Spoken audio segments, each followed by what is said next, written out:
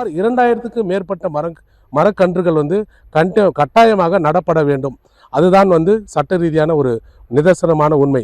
ஆனால் தற்போது அந்த பணி மேற்கொள்ளப்பட்டு வருகிறது என்று ஒரு மழுப்பனான பதிலை தான் அந்த நெடுஞ்சாலைத்துறை அதிகாரிகள் தெரிவிக்கின்றார்கள்.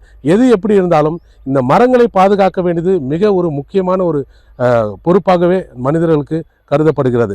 இந்த மரங்களை இழந்து தவிக்கக்கூடிய, மரமும் நிலத்தையும் இழந்து தவிக்கக்கூடிய இப்பகுதியை சேர்ந்த இந்த மரத்துக்கு சொந்தக்காரர் நம்முடன் இருக்கிறார். அவருடன் கேட்போம்.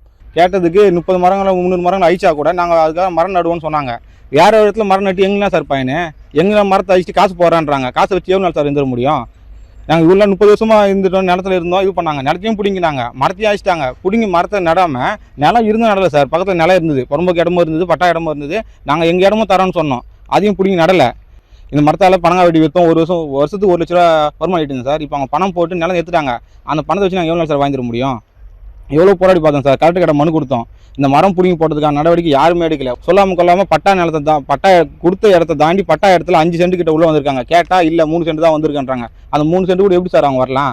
இதை கிருத்தி அவங்க கூட எல்லா மனுவும் எழுப்பிட்டேன் சார். இப்போ வாயாதாரமாக இந்த பணம் வரும் போயிடுச்சு, வாயுக்கு இடமா அந்த வீடும் போயிடுச்சு சார். இப்போ வீட்டுக்கு ஒரு நாள் கூட டைம் கொடுக்காம நீங்கள் காலி பண்ணி ஆகணும், இமீடியட்டாக காலி பண்ணி ஆகணும், பணம் போட்டு 1 நாள் ஆகுது அப்படின்னு சொல்கிறாங்க. பணம் போட்ட பணத்தை அவங்க திருப்பி கொடுத்துறாங்க. ரோடே வரல. எங்கள் கேட்ட காட்டி வரைபடம் காட்டி எடுத்த நிலம் வேறு, அவங்க போட்ட பிரிட்ஜு வேறு சார். அது மட்டும் இல்லாமல் அவங்களே வரைபடம் கொடுத்துட்டு அவங்களே மறுபடியும் இன்னொரு வரைபடம் மாற்றுறாங்க சார். மாதம் ஒரு வரைபடம். நம்ம என்ன கேள்வி கேட்குறோமோ அந்த கேள்விக்கு வரைபடம் மாற்றுறாங்க. இதுதான் சார் நடந்துக்குதுங்க. எந்த ஒரு இதுவும் சரியான எங்கள் ஆட்சி முறை இது பண்ணல சார். இங்கே அதிகாரிங்க எங்களுக்கு 7 சென்ட் எங்களுடைய இடத்துல அவங்க ஆக்கிரமிப்பாக வந்திருக்காங்க. பட் எந்த ரீசனும் சொல்லலை. அது எல்லாமே பிடுங்கி போட்டு சுடுகாடு மாதிரி இருக்கா ஐயா. எங்களுடைய 40 வருஷமா இங்கே நாங்கள் வாழ்ந்துன்னு இருக்கோம். ஸோ எங்களுக்கு வாழ்வாதாரமே போய் தவிக்கிறோம் சார். தூக்கம் இல்லை, சாப்பாடு இல்லை. நான் பதிச்சு நான் வளர்த்த மரம் இப்போ இருக்க பயன்படுத்துக்கே இல்லை. எல்லாத்தையும் நோண்டி போட்டுட்டாங்க. நான் எங்கே போகிறதுன்னு தெரியல. அப்படியே கொளுத்து வேலைக்கு போயிருக்கிறேன். கொளுத்து வேலையை நல்லா செய்ய முடியல. இதை வெட்டி தான் நான் பணங்காக வச்சு வைப்பேன். நாங்கள் எங்கே போகிறது? என்னுடைய வாழ்வாதாரமே எனக்கு பாதிக்குது. அன்னாடம் டார்ச்சல் பண்ணுறாங்க. நிம்மதி இல்லை. இந்த பனைமரம் இருந்தால் தான் நான் அந்த நயல்களும் படுத்து தூங்குவேன். அந்த பனைமரமும் இல்லை. நான் எங்கே போய் தூங்குறது?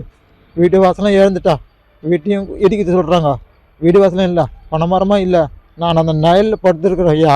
நான் இன்றைக்கெல்லாம் காலையில் எழுந்து அந்த பனைமரத்தை ரெடியை வச்சு நான் வேலை செஞ்சுட்டு நான் பனைமரத்துலேயே படுத்திருப்பேன். சாயந்தரம் 6 மணிக்கு தான் வீட்டுக்கு போவேன். நான் பகல் பூரா இங்கே தான் இருப்பேன், கையில் தான் இருப்பேன்.